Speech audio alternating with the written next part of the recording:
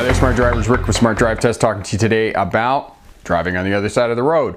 Had a comment from Homer Sid. He was traveling from Australia to Los Angeles, California, and wanted the 101 on driving on the opposite side of the road.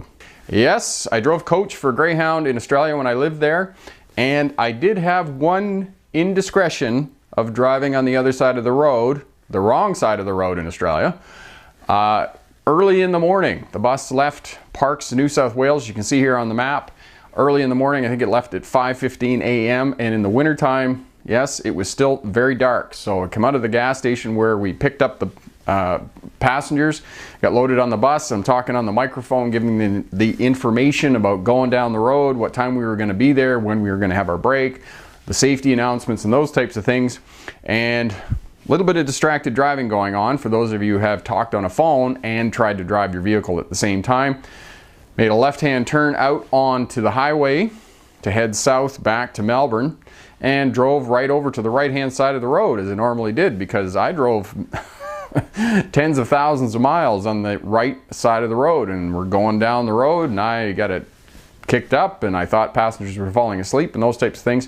And for those of you who've been to the outback of New South Wales, you can see for a long distance across the flat. Well, I saw this truck coming down the highway and I was like, it's kind of odd. And we get a little bit closer. We're probably about 5 miles apart now, and I was like, something's not right here. And we got a couple of miles apart and I'm looking into the darkness, seeing this truck, and I'm like, that truck is on the wrong side of the road.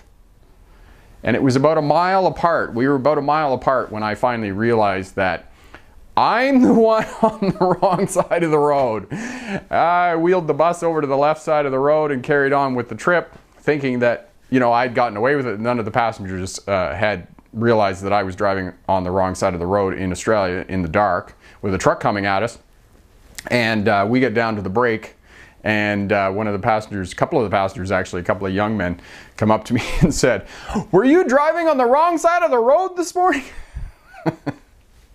And of course, you know, being cheeky as I am, I said to them, no, I was driving on the right side of the road. I just needed to move over to the left side of the road. So today we're going to talk to you about traveling to countries where they travel on the other side of the road and some of the things you might want to keep in mind if you're driving a car or riding a bicycle or walking around so that you can be safe. Stick around. We'll be right back with that information.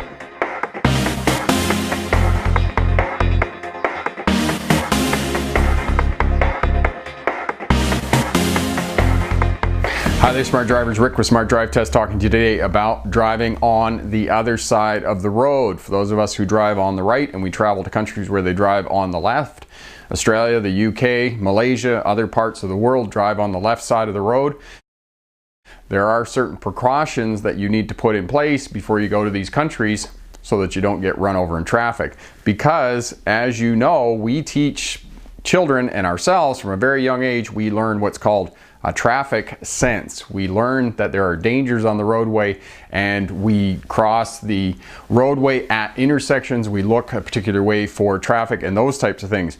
For those of us traveling as pedestrians, we are the most vulnerable road user group. And if you're deciding to ride a bicycle, you're also one of the vulnerable road users in the world if you travel to a country where they drive on the other side of the road. Because when you come up to the intersection or to cross the road, you're going to look the wrong way. And actually, if you go to London, they actually have road markings right there at the intersection that, for those of us who are in countries that drive on the right, when we go to an intersection, we look left.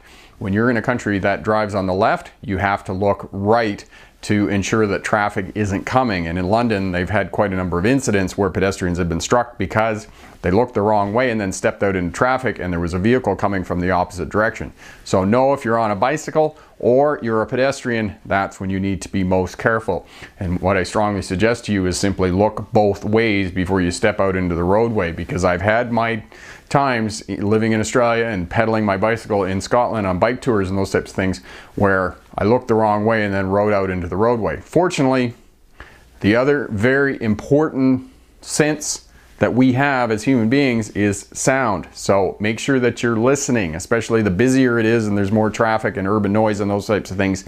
Make sure you're listening when you're walking around or riding a bicycle in these countries that drive on the other side of the road.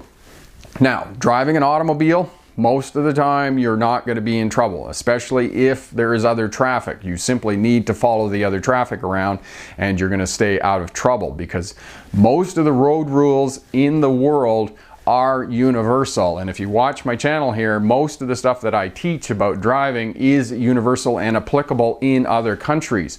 There are some differences. Yes, in North America we do not have zebra crossings or pelican crossings, but they have those in the UK, and you know, they're fun, because you know, you can teach little kids about zebra crossings and pelican crossings.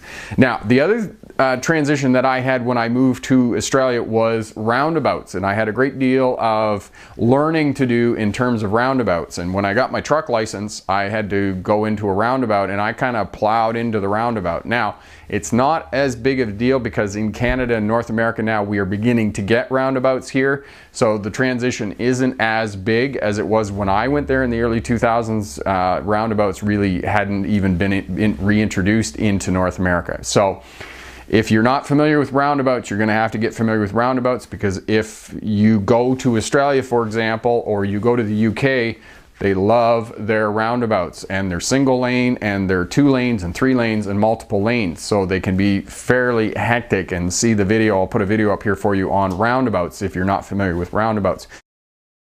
Now, I will caution you, the one time that you're going to get into trouble, or you may deviate over to the other side of the road, is when there isn't any other traffic. And that's what happened in the introduction when I told you the story about the bus. There wasn't any other traffic around on the highway. There wasn't any traffic for me to follow. Therefore, I just went back to what I knew. Also, probably, you know, I was a bit tired and just went back to what we know, right? Because that's what happens. So I went and drove back on the right side of the road. So as long as there's other traffic, follow the other traffic, because then you're going to be all right. The other thing about the automobiles is that vehicles are designed, regardless of whether you drive on the right side of the road or on the left side of the road, you're always sitting in the center of the roadway. So for us here in North America, when we drive on the right side of the road, we sit on the left side of the car. Therefore, when we drive on the right, we're in the center of the roadway as the driver. It's the same thing when you're driving on the left. The driving controls are on the right side of the vehicle, you drive on the left side of the road, therefore you're positioned in the center of the vehicle. All of the controls in the vehicle are in the same place, more or less. Okay, the foot pedals are all in the same place.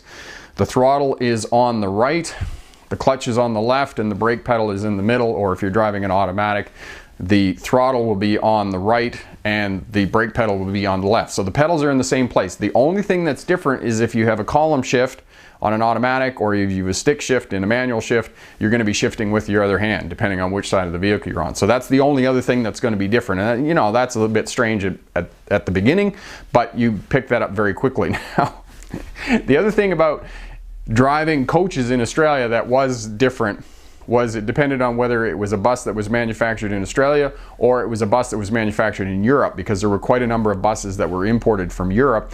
The windshield wipers and the signals would be on opposite sides of the steering wheel depending on the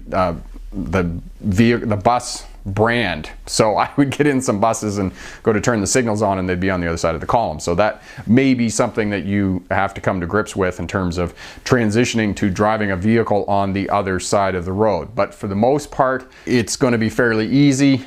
Know in North America that if you do come from the UK or come from Australia, that yellow lines divide traffic in opposite directions, and white lines, as a rule, divide lanes of traffic traveling in the same direction. So the road markings will give you an indication of which way the traffic is traveling.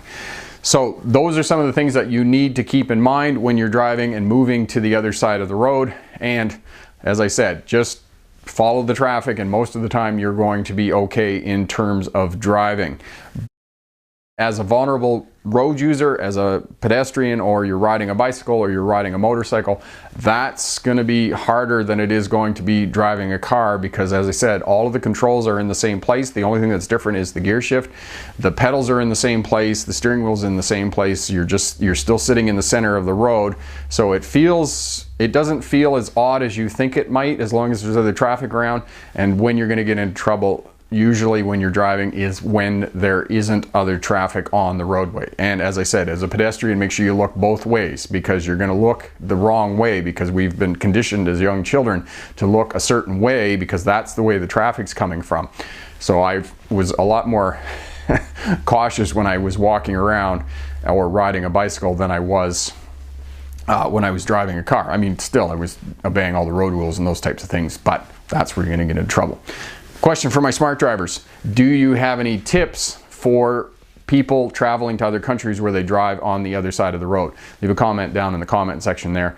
All of that helps out the smart drivers world traveling. I'm Rick with Smart Drive Test. Thanks very much for watching. If you like what you see here, share, subscribe, leave a comment down in the comment section. As well, hit that thumbs up button. Check out all the videos here on the channel if you're working towards a license or starting a career as a truck or bus driver. Lots of great information here. As well, head over to my website, good information over there, and great online courses that you can purchase.